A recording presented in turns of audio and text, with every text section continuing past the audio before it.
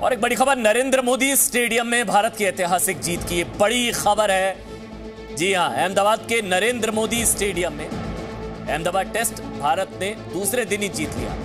ये वैसे ये भी कहा जा रहा है ये शॉर्टेस्ट टेस्ट मैच है जो जीत हासिल की है, दूसरे दिन ही जीत लिया। भारत ने इंग्लैंड को 10 विकेट से हरा दिया। ये बहुत बड़ी जीत, ऐतिहासिक जीत। 4 मैचों की सीरीज में भारत की 2-1 से बढ़त। ये ऐतिहासिक जीत है ये भारत की नरेंद्र मोदी स्टेडियम में। अहमदाबाद टेस्ट भारत ने दूसरे दिन ही जीत लिया। आप समझ रहे हैं, दूसरे दिन ही जीत लिया। और ये सबसे छोटा चलने वाला टेस्ट मैच जिसमें जीत हासिल की गई है, ये भी बताया जा रहा है। रिकॉर्ड है ये, ऐतिहासिक है ये मैच। और ये मैच नरेंद्र मोदी स्टेडियम में हुआ। और नरेंद्र मोदी स्टेडियम में अहमदाबाद टेस्ट में भारत ने दूसरे दिन ही जीत लिया। ये ऐतिहासिक मुकाबला हुआ, शानदार जीत। 10 विकेट से दूसरे दिन ही हरा दिया। इंडियन क्रिकेट टीम ने इतिहास रचा है, ये रिकॉर्ड टाइम में हराया। सबसे कम चलने वाला ये टेस्ट मैच, मतलब अहमदाबाद टेस्ट भारत ने दूसरे दिन ही जीत लिया, 10 विकेट से हरा दिया। नरेंद्र मोदी स्टेडियम में भारतीय क्रिकेट टीम ने इतिहास रच दिया। ऐतिहासिक जीत टीम इंडिया की, शानदार। मैं वही जिसका बार बार जिक्र कर रहा था, अभी मुझे ये जानकारी अब मुझे मिल रही है कि सेकेंड वर्ल्ड वॉर के बाद ये सबसे छोटा टेस्ट मैच, दूसरे दिन, द्वितीय विश्व युद्ध के बाद सबसे कम दिन का टेस्ट मैच, दूसरे दिन ही 10 विकेट से जीत लिया टीम इंडिया ने। नरेंद्र मोदी स्टेडियम में टीम इंडिया की शानदार जीत। और आज देश हित की सबसे बड़ी खबर यह है कि भारत के खिलाफ, ध्यान से सुनिएगा, भारत के खिलाफ सोशल मीडिया पर भड़काऊ दुकानें पूरी तरह से बंद करने की तैयारी कर ली गई है। अब तक भारत में फेक न्यूज फैक्ट्री से जो लोग अपने अपने हिसाब से मुनाफा कमा रहे थे ना, उनकी फेक न्यूज फैक्ट्री पर बहुत बड़ा ताला लगने वाला है। अभिव्यक्ति की आजादी के नाम पर अफवाह की और आलोचना के नाम पर अराजकता की छूट अब नहीं मिलेगी। भारत में कमाना है तो भारत के नियमों को मानना होगा और कैपिटल हिल दंगा और लाल किला दंगा पर दोहरे मापदंड को छोड़ना होगा। सबसे पहले देश हित पाठशाला के जरिए हम सोशल मीडिया और डिजिटल कंटेंट के लिए सरकार जो कानून लेकर आई है, जो नियम लेकर आई है, उसकी अहम बातें एक बार आपको जल्दी से बता देते हैं। आप समझ जाएंगे कि मुद्दा क्या है। देखिए, फेक न्यूज फैक्ट्री पर ताला हम क्यों कह रहे हैं। सबसे पहली बात, नियम क्या है। नियम यह कि शिकायत दूर करने की व्यवस्था अब बनानी होगी। क्यों इसकी जरूरत क्यों पड़ी? क्योंकि अभी तक सोशल मीडिया, OTT पर ट्रांसपेरेंट इस तरह की पारदर्शी व्यवस्था नहीं थी। दूसरा नियम, आपत्तिजनक कंटेंट 24 घंटे में हटाना होगा, 24 घंटे के अंदर। अब आप कहेंगे इसकी जरूरत क्यों पड़ी? नियम इसलिए क्योंकि सरकार के कहने पर भी आपत्तिजनक कंटेंट नहीं हटाए जाते थे। अब ये नियम जो है हमारे संविधान के हिसाब से चलना होगा, हमारे कानून के हिसाब से चलना होगा। तीसरी बड़ी बात, तीसरा नियम, अफवाह फैलाने वाले व्यक्ति की जानकारी देनी होगी कि ये कंटेंट ओरिजिनेट कहां से हुआ है, कहां से शुरुआत हुई इसकी जरूरत क्यों पड़ी? दरअसल सोशल मीडिया कंपनियां अक्सर ये जानकारी नहीं देती थी कि ये ओरिजिनेट कहां से हुआ कंटेंट। चौथी बड़ी बात, हर महीने शिकायत और कार्रवाई की रिपोर्ट देनी होगी कि कितनी शिकायतें आई, कितनों का निपटारा हुआ। ये सोशल मीडिया कंपनी का ऑब्लिगेशन होगा, उनको सरकार को बताना होगा। अब इसकी जरूरत क्यों पड़ी? क्योंकि सोशल मीडिया कंपनी मनमाने ढंग से काम कर रही थी। मनमानी अब नहीं चलेगी। पांचवी बड़ी बात, OTT डिजिटल मीडिया के लिए पंजीकरण अनिवार्य है, अब हो गया है रजिस्ट्रेशन मैंडेटरी। क्यों?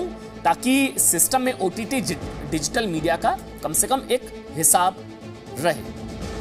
देखिए, सोशल मीडिया और OTT प्लेटफॉर्म पर 3 महीने में कानून लागू करने की तैयारी कर रही है सरकार। इन कानूनों की जरूरत क्यों पड़ी? इसका सबसे बड़ा उदाहरण ये 2 तस्वीरें देख लीजिए, आप समझ जाएंगे। दोहरे मापदंड, जो आज कानून मंत्री रविशंकर प्रसाद ने भी इसका जिक्र किया कि दोहरे मापदंड होते हैं। सोशल मीडिया पर अमेरिका में कैपिटल हिंसा के खिलाफ जबरदस्त आक्रोश दिखा, उसको बढ़ा चढ़ा कर दिखाया गया, प्रमोट किया गया।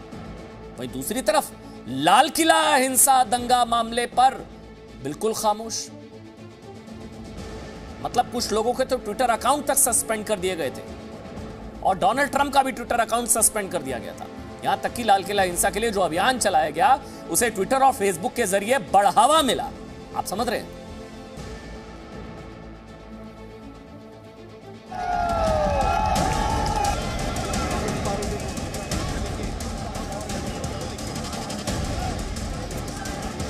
सभी सोशल मीडिया का स्वागत है, लेकिन बड़े आदर से कहूंगा, there should not be double standards. If an attack is there on Capitol Hill in Congress, then social media support the police action. But there is an aggressive attack on Lal Killa, the symbol of India's freedom, where our Prime Minister swore the national flag. You have double standard. This is plainly unacceptable. Twitter जैसी social media कंपनियों के खिलाफ केंद्र सरकार को कानून लाना पड़ा, तो इसकी वजह ये दो तस्वीरें भी हैं।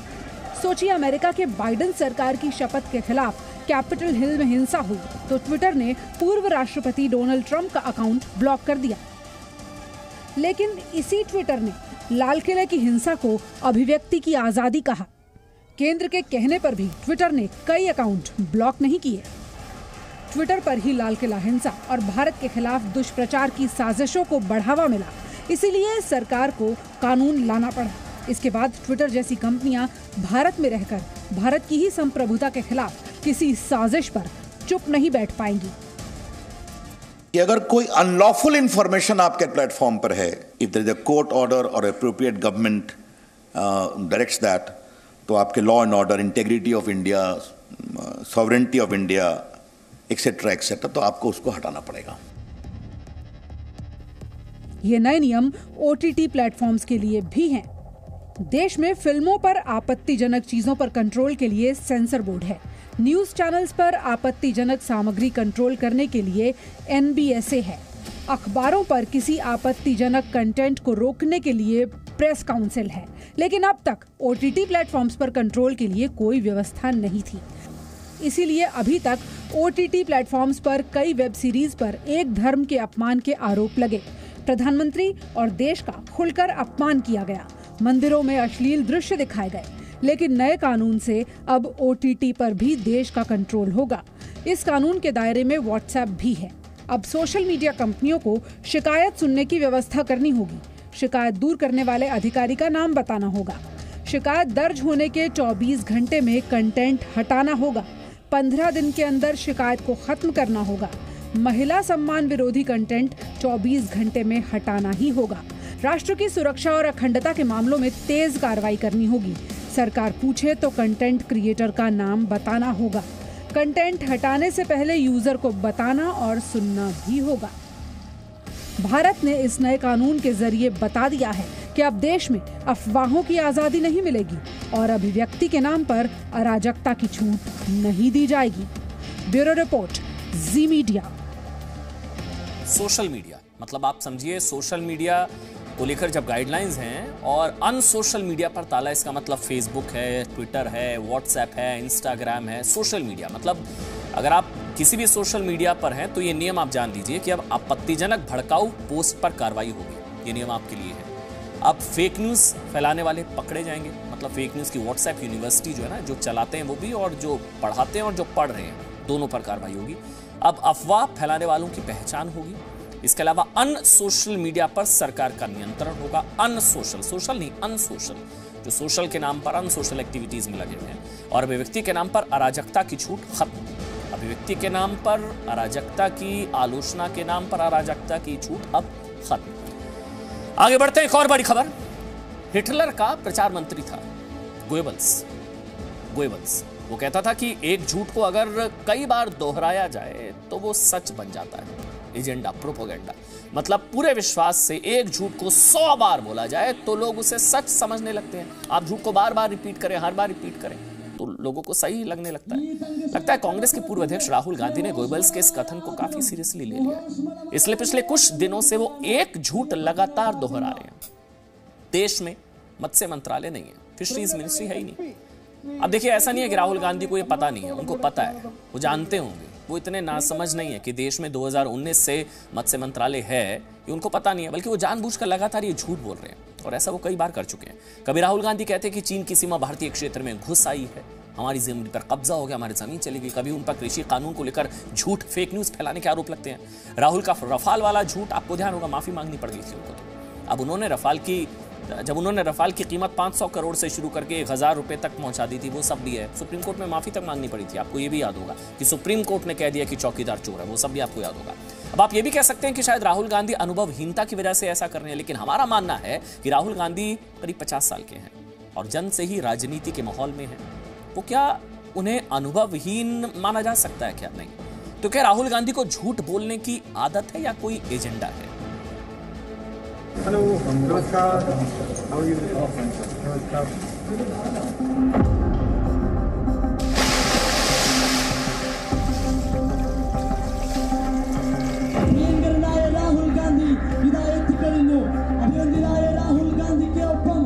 They are gold, silver and bronze medal winners in telling lies.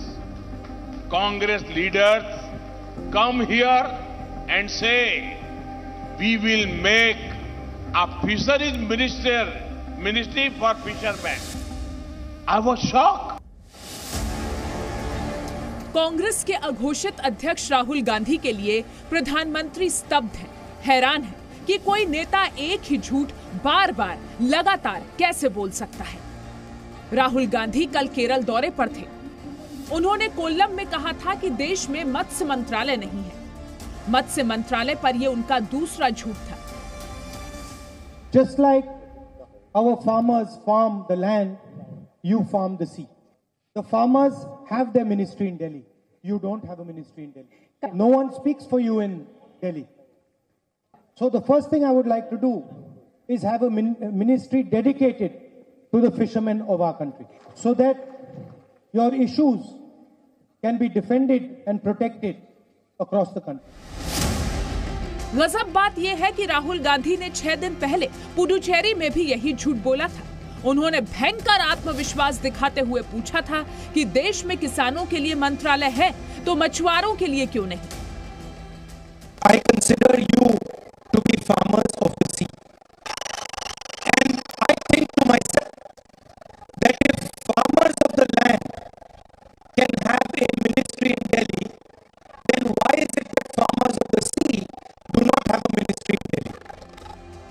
17 तारीख को राहुल के इस बयान के बाद भारत सरकार में छोटे से लेकर बड़ा मंत्री, राज्य से लेकर केंद्र मंत्री बाइट दे देकर थक गए। मीडिया और सोशल मीडिया पर राहुल ट्रोल भी हुए और वायरल भी। मत्स्य पालन मंत्री गिरिराज सिंह ने तो राहुल को समझाने के लिए इटालियन में मैसेज तक कर दिया। वो इटली से बाहर निकल नहीं पाते। इटली की सरकार में जो विभाग है, इटली को ही वो जानते। 3 कानून पर बात कर रहे हैं। उन्हें किसान के ऊपर उन्हें कोई मतलब नहीं, न किसान का दशा और दिशा जानते। अब मछुआरों के विषय में उन्हें कुछ पता नहीं है बेचारे को। केंद्र सरकार ने मई 2019 में पशुपालन, डेयरी और मत्स्य पालन को मिलाकर एक मंत्रालय बनाया था। गिरिराज सिंह को इस मंत्रालय की जिम्मेदारी सौंपी गई थी। राहुल गांधी संसद में मत्स्य मंत्रालय को लेकर सवाल भी पूछ चुके हैं, लेकिन पुडुचेरी और कोल्लम में मत्स्य मंत्रालय को लेकर झूठ बोलने के आरोप में राहुल फंसे तो आज उन्होंने एक ट्वीट किया। ट्वीट में डैमेज कंट्रोल की कोशिश थी। उन्होंने कहा, मछुआरों को एक स्वतंत्र और समर्पित मत्स्य पालन मंत्रालय की आवश्यकता है, न कि एक मंत्रालय के भीतर एक विभाग की। राहुल गांधी जी ने एक सेपरेट मिनिस्ट्री की बात करी। सुनने वाले सुन ले, सेपरेट मिनिस्ट्री।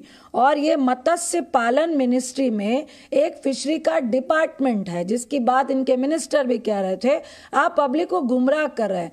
आप कह रहे हैं डिपार्टमेंट है, राहुल गांधी जी कह रहे हैं सेपरेट मिनिस्ट्री होनी चाहिए। तो ये राहुल गांधी की राजनीति है, आदत है, झूठ बोलने की मजबूरी है, या विवाद के बाद डैमेज कंट्रोल करने की तैयारी? लेकिन राहुल गांधी झूठ के आरोप की वजह से मीडिया से लेकर सोशल मीडिया पर जबरदस्त वायरल है। इससे पहले राहुल पर लद्दाख में भारत चीन में शांति समझौते को लेकर झूठ बोलने का आरोप लगा था। राहुल ने झूठ बोला कि चीन को भारतीय जमीन दी, जबकि सच ये है कि चीन फिंगर 8 से पीछे लौटा। चाइना के सामने नरेंद्र मोदी ने अपना सिर झुका दिया, मत्था टेक दिया। हमारी जमीन फिंगर 4 तक है। नरेंद्र मोदी ने फिंगर 3 से फिंगर 4 की जमीन, जो हिंदुस्तान की पवित्र जमीन है, वो चाइना को पकड़ा दी है। वैसे फिंगर 4 नहीं, फिंगर 8 तक हमारी जमीन है। इसलिए अगर देश ये सवाल उठाता है ना कि राहुल गांधी का नॉलेज पार्टनर है कौन, देश जानना चाहता है, तो ये सवाल गलत नहीं है। हम आपको 2019 के वक्त राहुल गांधी के फेमस रफाल डायलॉग सुनाते हैं, जिसमें उनके भाषणों के साथ साथ रफाल की कीमत भी बढ़ती चली गई थी। यूपीए की डील में हवाई जहाज का दाम 520 करोड़ रुपए प्रति हवाई जहाज, 540 करोड़ प्रति हवाई जहाज 526 करोड़ रुपए का था। एक हवाई जहाज के लिए यूपीए ने 540 करोड़ रुपए दिया था, 750 करोड़ रुपए का रेट दिया था। अब देखिए, मसूद से लेकर मत्स्य तक राहुल के झूठ। जी हाँ, मसूद अजहर वाला झूठ भी हम आपको दिखाएंगे। तो मसूद से लेकर मत्स्य तक देखिए, झूठ ये कि सुप्रीम कोर्ट ने माना चौकीदार चोर है, राहुल गांधी ने कहा। फिर राहुल गांधी को अपने बयान पर माफी मांगनी पड़ी थी। उनका झूठ पकड़ा गया, चोरी पकड़ी गई, फेक न्यूज पकड़ी गई। आदिवासियों को गोली मारने का कानून बना, ये उन्होंने कहा। आदिवासियों को भड़काने की कोशिश की गई, ये सच था। यहाँ वो फेक न्यूज, वो झूठ बोल रहे थे, पकड़ी गई चोरी। अजीत डोभाल जो हैं वो मसूद अजहर को कंधार लेकर गए। सच ये था कि अजीत डोभाल तो पहले से कंधार में मौजूद थे। यहाँ झूठ उनका पकड़ा गया। डिक्शनरी में नया शब्द मोदी लाए आया। राहुल गांधी ने नकली तस्वीर लगाकर ऐसा दावा किया था, यहां पर भी झूठ उनका पकड़ा गया। लॉकडाउन में 2 करोड़ लोगों की नौकरी चली गई। नौकरी जाने की बात कही, 2 करोड़ की संख्या गलत। नौकरी जाने की बात सही थी, लेकिन 2 करोड़ की संख्या गलत थी। तो ऐसा नहीं है पहली बार, लेकिन इस बार वो बार बार रिपीट कर रहे हैं। जानबूझकर है, एजेंडा है, क्या है?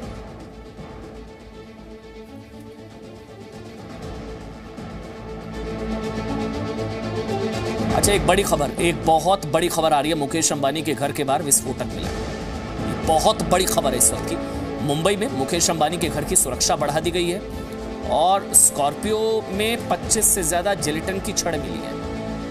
ये विस्फोटक मिला है, जिलेटिन की छड़ें मिली हैं 25 से ज्यादा। मुंबई में मुकेश अंबानी के घर की सुरक्षा उसके बाद बढ़ा दी गई है।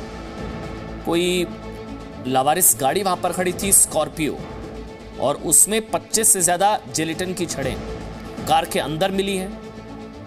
मुंबई के पेडर रोड में रिलायंस इंडस्ट्रीज की चेयरमैन मुकेश अंबानी का जो निवास स्थान है अंटालिया, उसके पास ये एक स्कॉर्पियो गाड़ी खड़ी थी, संदिग्ध लावारिस।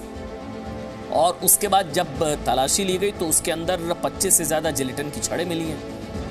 मौके पर मुंबई पुलिस, बॉम्ब स्क्वाड और अतिरिक्त आयुक्त विश्वास नागरे पाटिल भी वहां पर पहुंचे। ये देखिए, वो तस्वीर में हम आपको दिखा रहे हैं।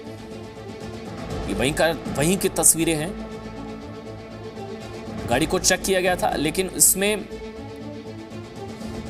बताया जा रहा है कि 25 जिलेटिन की छड़ें मिली हैं। इलाके में अब सुरक्षा बढ़ा दी गई है। स्कॉर्पियो मुकेश अंबानी के घर के बाहर। ये इसलिए भी इंपॉर्टेंट है क्योंकि कई बार धमकियां, आप जानते हैं, अदानी, अंबानी, ये सब तमाम तरह से दी जा रही थी किसान आंदोलन के दौरान। उसी दौरान अडानी, अंबानी, ये तमाम चीजें, धमकियां और सब कुछ वहां पर चल रहा था। और उसी दौरान मुकेश अंबानी के घर के बाहर गृह मंत्री हैं महाराष्ट्र के अनिल देशमुख। महाराष्ट्र के गृह मंत्री अनिल देशमुख, सुन लेते हैं एक बार।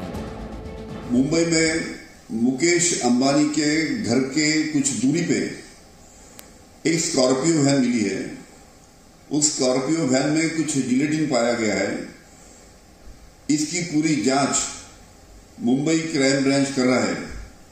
जो भी असलियत है जल्द से जल्द सामने आएंगी।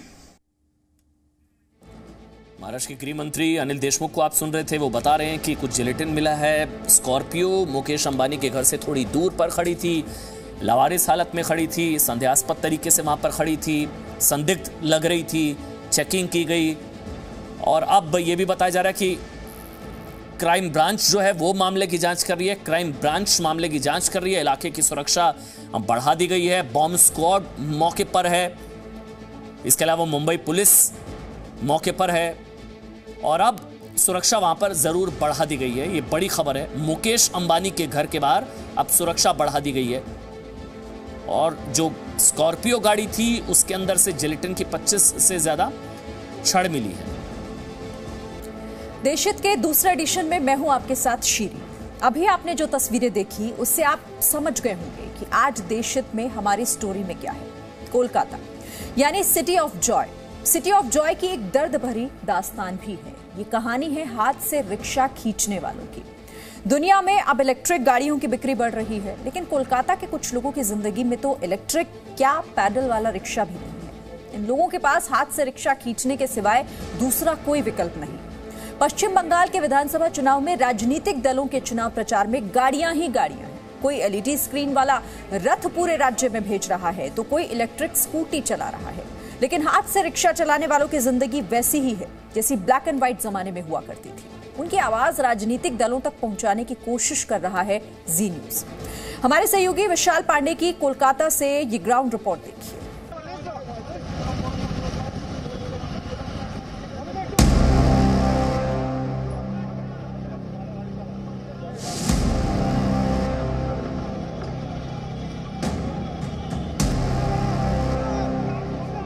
कोलकाता में ममता बनर्जी इलेक्ट्रिक स्कूटी से सचिवालय पहुंची,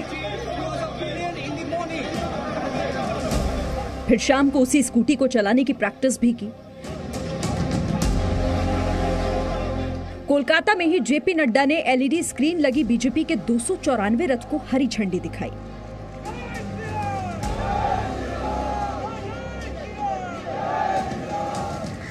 लेकिन अब उसी कोलकाता की एक और तस्वीर देखिए।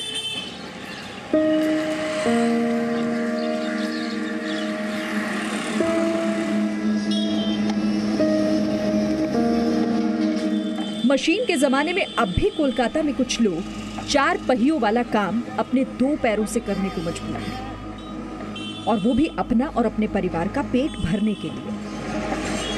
पिछले कई दिनों से मैं पश्चिम बंगाल के दौरे पर हूँ। बंगाल के अलग अलग शहरों में जा रहा हूँ, अलग अलग जिलों में जा रहा हूँ और बंगाल की जनता से लगातार मुलाकात कर रहा हूँ। कोलकाता में एक अजीब सी तस्वीर मुझे देखने को मिली इस दौरान। उस तस्वीर ने मुझे इस सड़क पर रोक दिया। दरअसल वो तस्वीर है हाथ से खींचने वाले रिक्शे। कोलकाता जिसे जॉय ऑफ सिटी के नाम से जाना जाता है, खुशियों का शहर कहा जाता है, लेकिन इसी खुशी के शहर में एक दुख भरी, बेबसी की, गरीबी की और मजबूरी की ये तस्वीर है। ये राजेंद्र यादव हैं। चेहरे पर झुर्रियां हैं, माथे पर चिंता की लकीरें। कुछ पल सुस्ताने के लिए बैठे हैं, क्योंकि इन्हें मालूम है कि जिंदगी की गाड़ी को दौड़ाने के लिए इन्हें फिर मेहनत में जुटना ही होगा, फिर किसी राहगीर को उसकी मंजिल तक पहुंचाना होगा। राजेंद्र कोलकाता में हाथ रिक्शा चलाते हैं और 30 सालों से यही करते आ रहे हैं। हम तो बाबू 30 बरस से चला रहे हैं।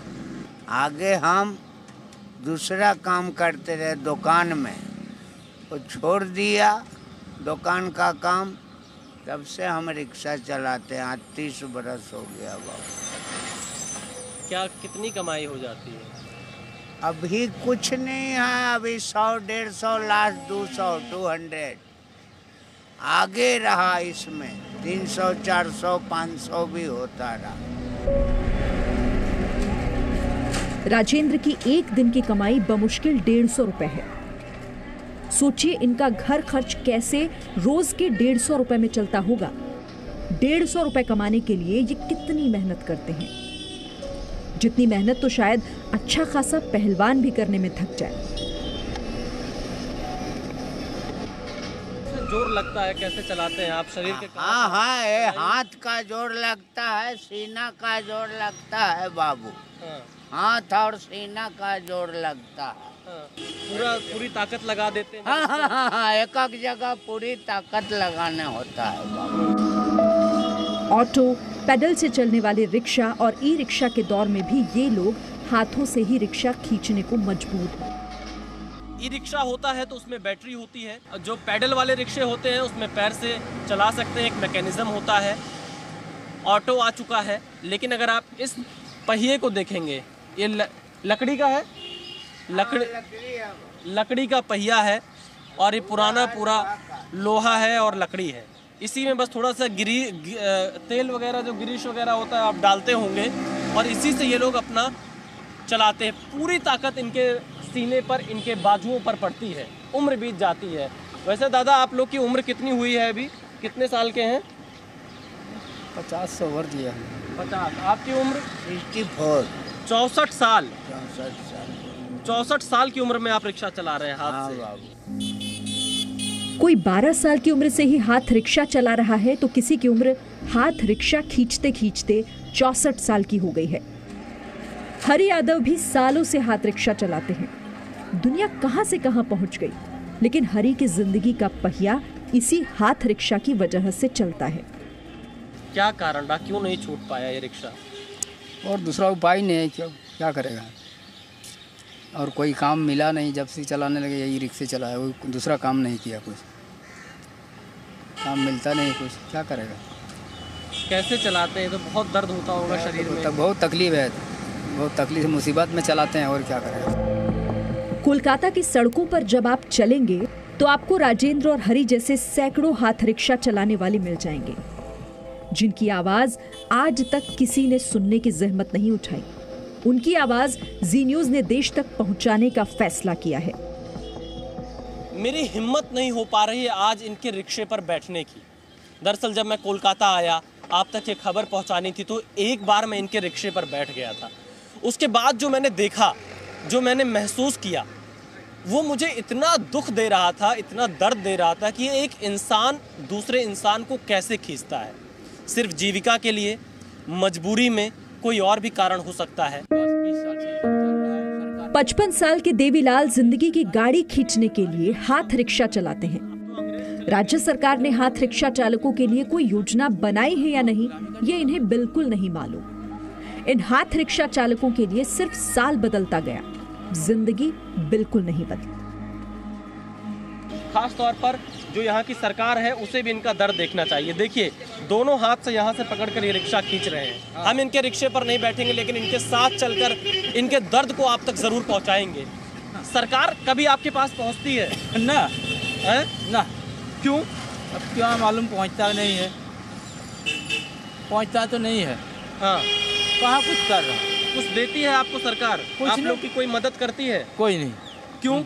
क्या मालूम, आप लोग भी तो देश के नागरिक हैं। हाँ, देश के तो नागरिक तो है, लेकिन कहाँ कुछ देखता है। जैसे चल रहा है चलिए रहा है। ये तो आज की बात तो नहीं है, ये तो ब्रिटिश जमाना के मने रिक्शा है। ठीक है, उसी जमाने का चल रहा है। आज के रहे तो आज के मने चल भाई 10-20 साल से ये सब चल रहा है, सरकार नहीं देखता है। ये तो अंग्रेज सरकार जिसे, लेकिन इसका विकल्प क्या हो सकता है? ब्रिटिश, अब तो अंग्रेज चले गए, चले तो गया, लेकिन अपनी गुलामी का निशानी तो छोड़ गए ना। हाँ, गुलामी का निशान तो छोड़ गया, लेकिन अभी गुलामी का निशान छूट गया तो अभी कहाँ कोई सरकार इसमें कुछ नहीं करता है।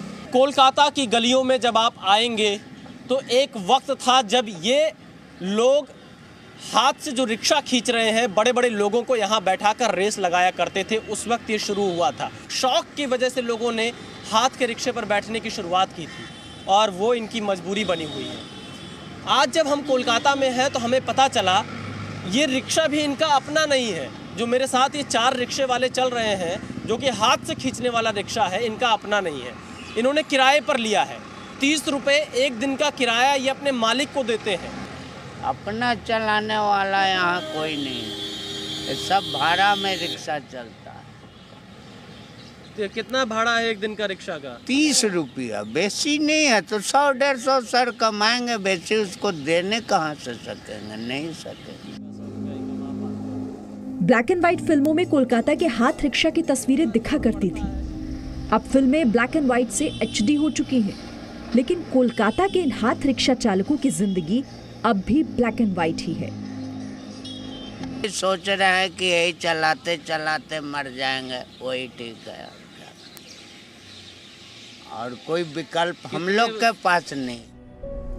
कोलकाता में इन हाथ रिक्शा चलाने वालों ने कई विधानसभा चुनाव देखे।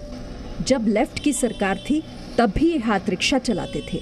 अब जब ममता बनर्जी 10 सालों तक सत्ता में रही, तब भी ये हाथ रिक्शा चला रहे हैं। अब बंगाल में फिर से चुनाव आ गए हैं। कोई रथ यात्रा निकाल रहा है तो कोई इलेक्ट्रिक स्कूटी से चल रहा है, लेकिन ये अब भी हाथ रिक्शा चलाने को मजबूर हैं। अब इन चेहरों को उम्मीद है कि किसी पार्टी का कोई नेता इनकी बातों को सुन ले और कुछ ऐसा हो जाए कि इनके हाथों में हाथ रिक्शा की बजाय ई-रिक्शा आ जाए। कोलकाता की गलियों में हम इन रिक्शा वालों से मिले जो हाथ से रिक्शा खींचते हैं। इनके पास कभी कभी खाने का भी पैसा नहीं बच पाता है। ये लोग ऐसे लोग हैं जो रोज़ कमाते हैं रोज़ खाते हैं। क्या सरकार इनको इसका विकल्प नहीं दे सकती है? क्या इन्हें ई रिक्शा नहीं दिया जा सकता है? क्या इन्हें टोटो नहीं दिया जा सकता? कितने लोग होंगे पूरे शहर भर में? गिनती के लोग बचे हैं। क्या इन गिनती के लोगों को इंसान नहीं गिना जा रहा है? क्या ये सरकार को इंसान नहीं दिखते हैं? इनकी मदद कैसे हो पाएगी? कैसे इन लोगों का दर्द खत्म किया जा सकता है? कैसे इनके सीने का दर्द खत्म कर पाएगी सरकार? क्योंकि जब ये रिक्शा खींचते हैं तो इनके सीने पर सीधा जोर पड़ता है। तो हमारी इस ग्राउंड रिपोर्ट से यही बात निकल कर सामने आती है। जो ये हाथ से रिक्शा खींचने वाले लोग हैं, कह रहे हैं कि इन्हें इसका विकल्प दिया जाए। सरकार इनकी बात सुन ले, नेता इनके पास नहीं आते हैं, तो क्या इन्हें इसका विकल्प दिया जाएगा ताकि इनकी रोजी रोटी भी चलती रहे और इन्हें हाथ से रिक्शा ना खींचना पड़े? कैमरामैन सूरज और संदीप के साथ विशाल पांडे, जी मीडिया, कोलकाता। भारत में कोरोना संक्रमण के मामले एक बार फिर बढ़ने लगे हैं और भारत में बढ़ते संक्रमण के केस में 50% से ज्यादा भागीदारी अकेले महाराष्ट्र की है। 23 फरवरी को भारत में 10,584 संक्रमण के मामले सामने आए। उनमें से अकेले महाराष्ट्र में 5,210 केस पाए गए। 24 फरवरी को भारत में 13,742 केस दर्ज हुए। महाराष्ट्र में संक्रमण के 6,218 केस थे। इसी तरीके से आज यानी कि 25 फरवरी को भारत में कोरोना संक्रमण के 16,738 नए मामले सामने आए हैं और इनमें अकेले महाराष्ट्र में 8,807 लोग कोरोना से संक्रमित हुए हैं। महाराष्ट्र के वाशिम देवगांव में एक ही स्कूल के 229 बच्चे कोरोना पॉजिटिव पाए गए। पॉजिटिव हुए छात्र 14 फरवरी से स्कूल में पढ़ाई के लिए आ रहे थे। महाराष्ट्र में संक्रमण के बढ़ते मामलों को देखकर राज्य सरकार एक बार फिर से 50-50 मॉडल को लागू करना चाहती है। मुख्य सचिव ने पत्र लिखकर मंत्रालयों को सुझाव दिया है। इस पत्र में मंत्रालय में काम करने वाले कर्मचारियों के लिए ड्यूटी के 3 उपाय सुझाए गए हैं। यहां पर 1.50% कर्मचारियों को एक दिन बुलाया जाए, फिर एक दिन की छुट्टी मिले। 2.50% कर्मचारियों को 3 दिन बुलाया जाए और बाकी के जो 50% हैं उन्हें यहां पर 3.50% जो हैं यहां उन्हें अगली बार यानी कि एक हफ्ता बुलाया जाए। और देखिए आप इसी तरीके से ये फॉर्मूला यहां पर लागू करने की कोशिश की जा रही है। ऐसा करके मंत्रालय में भीड़ को कम किया जा सकता है। इस बारे में संबंधित विभाग के सचिव निर्णय लेंगे। मुंबई में एक दिन में 1,000 से ज्यादा संक्रमण के मामले दर्ज होने के बाद सिद्धिविनायक मंदिर प्रबंधन ने भी बप्पा के दर्शन के लिए नए नियम बनाए।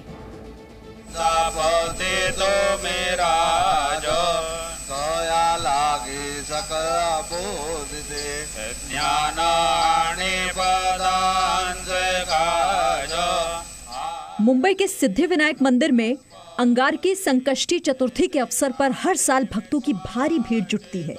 इस बार संकष्टी चतुर्थी 2 मार्च को मंगलवार के दिन है, लेकिन कोरोना के बढ़ते मामलों को देखकर मंदिर प्रबंधन ने नए नियम और शर्तें लगाई हैं। मंदिर में पहले से ऑनलाइन बुकिंग करने वाले भक्तों को ही प्रवेश मिलेगा। अगर ऑनलाइन बुकिंग नहीं की है तो मंदिर के बाहर ऑफलाइन रजिस्ट्रेशन कराना जरूरी है। मंदिर में प्रवेश के दौरान QR कोड स्कैन करना जरूरी होगा। मास्क और सोशल डिस्टेंसिंग का सख्ती से पालन करना होगा। शरीर का तापमान नॉर्मल होने पर ही अनुमति मिलेगी। पे जो ये ऐप है सिद्धिविनायक ऐप, ये डाउनलोड करना है और उसी के तहत जो QR कोड मिलेगा वो स्कैन करके ही अंदर जाने को अलाउड होगा, दर्शन करने को अलाउड होगा। और मास्क, सोशल डिस्टेंसिंग, ये जो कोविड के नियम है ये भी आपको इनका भी पालन करना जरूरी रहेगा। Presenting B News app available on Google Play and App Store. Download it now.